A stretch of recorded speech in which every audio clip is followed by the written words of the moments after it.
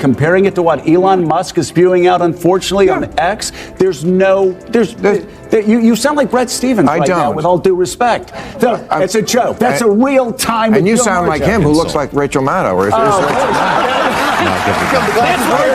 Ken Martin guy, he said something I've heard Democrats say a lot. We didn't get our message out. Maybe I'm paraphrasing, but and I've said this before to Democrats. No, you did. That's the problem. Yeah.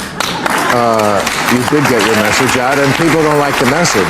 But it was Axios that they gave the new media seat to, and that is to Mike Allen, who is like an established reporter in Washington. Axios has been around for like 5 years, sold for $500 million. I don't really consider it new media, and I thought it was interesting that was their first new media.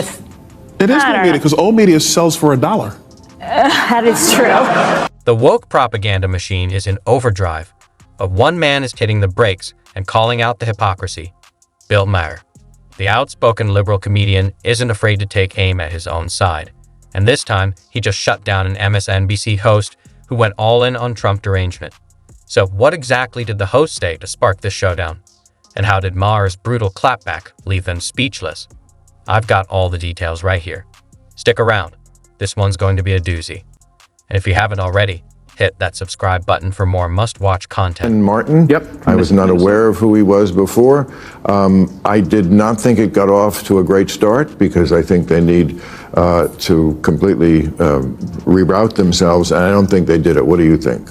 Let's pause for a moment and really focus on the question, and Chris Hayes' response. The question was simple. Bill Maher wanted to know how the Democrats plan to regroup after their election losses to Donald Trump. Now, pay close attention to how Hayes answers. I think there's sort of two different imperatives that are in a little bit of tension with each other. So one, I think there's an imperative right now for the party to stand up against the most destructive things that Musk and Trump are doing. And I think they're doing some genuinely destructive things. I mean, there's people walking around the world right now with like devices inside their bodies from clinical trials sponsored by USAID that they can't get out. The guards that were guarding ISIS prisoners in Syria were paid on USAID salaries that got cut off. There's a 25-year-old mucking around the code base of the Treasury system. So there's things they have to do to try to oppose. But it's also the case that like all of the reflection that happened after losing that election and trying to figure about how do you win back people you lost was real and true. And I guess my feeling is you got to fight, you got to try different things, and you have to be authentic. You can't like reverse engineer any of this off a blueprint. And I really think this is true about politics. Steve Jobs once said, it's not the customer's job to know what they want. Like, it's our job. And you couldn't have reverse engineered Barack Obama off of George W. Bush. And you couldn't have reverse engineered Donald Trump off of Barack Obama. What happens in the end of an election is everyone sifts through the data and they come up with their perfect, their plan based on, well, this worked and with this group and we got attack here and there. And what politics about is a certain point is like innovation and communication. You got to come up with new stories. So, according to Chris Hayes, it's not the customer's right to decide what they want, just like it's not the voter's right to choose their leader. Instead, the choice has to be made for them. In the world of the Democrats, they claim the power to decide what voters should want. Sounds ridiculous, right? Now, get ready for Bill Maher's epic takedown. Guy, he said something I've heard Democrats say a lot. We didn't get our message out. Maybe I'm paraphrasing, but that's it. And I've said this before to Democrats. No, you did. That's the problem. Yeah. You did get your message out, and people don't like the message. Bill Maher shut Chris Hayes down with one brutal truth. People didn't like the message, period. Game over. While Hayes went in circles about reverse engineering strategies and juggling multiple battlefronts, Maher got straight to the point. The issue wasn't buried under layers of political jargon. It was simple. Give people what they actually want. Hayes' overcomplicated response only exposed the growing disconnect between the Democratic Party and the average voter. Instead of addressing why their message fell flat, he dodged the obvious. But Maher wasn't buying it. He made it clear, this isn't about strategy or optics, it's about substance. Voters heard the Democratic message loud and clear. They just didn't like it. That's the hard truth the left keeps ignoring. No amount of spin can save a message that doesn't resonate. Until Democrats realize that, they'll keep losing ground. And if you think that was bad, wait until you hear what Hayes said next. It's classic. When backed into a corner, the woke mob loves to muddy the waters. This time, Chris Hayes claims that if parents choose gender-affirming care for their kids, it's their decision alone and no one else's business. But here's the problem. That's not the real debate, and it's certainly not the broader agenda being pushed. Bill Maher isn't buying it, and he wastes no time calling out the misdirection and setting the record straight. I think that I don't think there's anyone who hasn't had a moment across the political spectrum of some form of progressive communication that's either left them bewildered or a little like, I don't know about that. But I also think at the same time, there is a message of what I would call like common sense patriotic pluralism. Yeah. That is a majority message, which is like, if some father and mother have health care for their kid lined up who's trans, just stay the fuck out of their business. Like, and let them make that decision. That's their decision to make. And you don't have to make that for your family. The real agenda wasn't just about parental choice or supporting kids. It was about giving schools the power to decide whether a child could keep their transition a secret from their own parents. Think about that. Life-altering decisions hidden from the very people responsible for their well-being, while schools played the role of gatekeepers. Parents, who are legally and morally responsible for their children, could be completely shut out of critical decisions about their child's health and identity. And now, just months after the election, it seems like the left is desperately running from its own message. Can you blame them? If my stance was this extreme, disconnected, and borderline dystopian, I'd be sprinting away too. This isn't just about politics. It's about common sense, parental rights, and protecting the family unit. The idea that bureaucrats and school officials know better than parents is not just absurd, it's dangerous, and most Americans won't stand for it. Deep down, even the left knows this. That's why they're backpedaling, softening their stance, and pretending this was near their position in the first place. Because when these radical policies are exposed under the spotlight, even they realize how indefensible they really are. And that's exactly why voters walked away from the Democrats, not because they lacked a message, but because their message was out of touch with reality.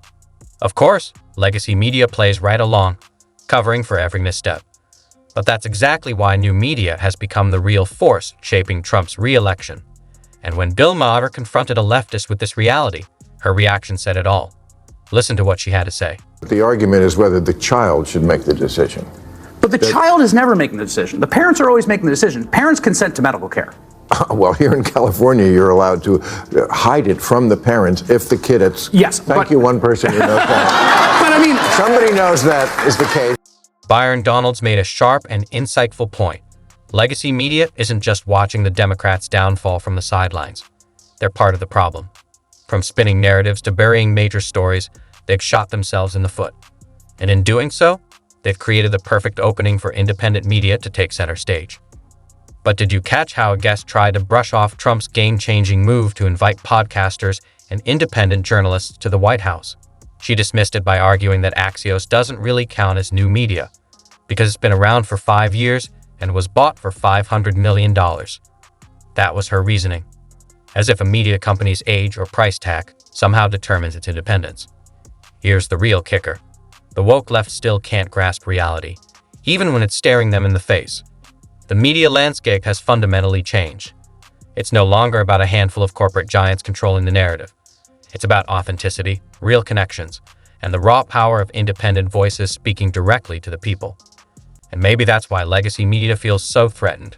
While they cling to outdated definitions and status symbols, new media is out there engaging with everyday Americans, telling the stories that matter and shaping conversations the establishment desperately wants to ignore. The woke propaganda machine is in overdrive. But one man is hitting the brakes and calling out the hypocrisy. Bill Maher, the outspoken liberal comedian, isn't afraid to take aim at his own side. And this time, he just shut down an MSNBC host who went all in on Trump derangement. So what exactly did the host say to spark this showdown? And how did Maher's brutal clapback leave them speechless? I've got all the details right here. Stick around. This one's going to be a doozy. And if you haven't already, hit that subscribe button for more must-watch content. What do you think of the Trump White House admitting more influencers and podcasters into the press corps? Yeah, the press room is different. I mean, it reflects America. I think it's great. Yeah, you do? But it's mostly right-wing influencers and podcasters, obviously, but I think it's a good step. I mean, this is how people are getting their news. It is. I mean, how can you deny it? I was actually over there the other day, and it's packed in there. And I think even all the reporters, whether you're Legacy or the podcasting people, they're all happy. And then they have like the one rotating chair, which I guess is pretty cool. So there's always like somebody new that comes in. So this is you're at the White House, you're talking about? Yeah. Yeah. But it was Axios that they gave the new media seat to, and that is to Mike Allen, who is like an established reporter in Washington. Axios has been around for like 5 years, sold for $500 million. I don't really consider it new media, and I thought it was interesting that was their first Well, new media. It is new media because old media sells for $1. That is true. Well, what do you mean by that? Well, that's what Bezos bought the Washington Post for. He bought it for like $1, didn't he? Byron Donalds delivered an interesting and sharp observation. Legacy media isn't just a bystander. Let's pause for a moment and really focus on the question, and Chris Hayes' response. The question was simple. Bill Maher wanted to know how the Democrats plan to regroup after their election losses to Donald Trump. Now, pay close attention to how Hayes answers. Here's where the rubber meets the road, because this is important. He wanted to, this week, he's suing the 12-member commission, the California Coastal Commission. He launches his rockets from Vandenberg Space Force Base. He used to call it Air Force Base, but I guess now we're into Space Force time. He wanted the proposal to expand the number of launches. Okay, again, one of the most impressive companies, an American company. He wants a little more, give it to him. No. The commission, some bureaucrat, said nope, and this is the reason why. Commissioner Carol Hart saying, we're dealing with a company, the head of which has aggressively injected himself into the presidential race and made it clear what his point of view is. Yes, because he lives in America, and he can do that.